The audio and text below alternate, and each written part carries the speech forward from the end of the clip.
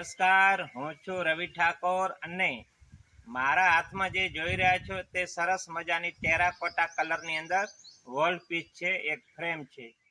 આ ફ્રેમ મેં પ્લાયવુડ ઉપર બનાવેલી છે અને માટીમાંથી બનાવેલી છે.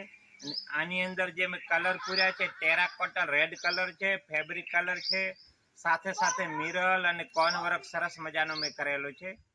આ ફ્રેમ હવે બનીને સરસ મજાની તૈયાર થઈ ગઈ છે.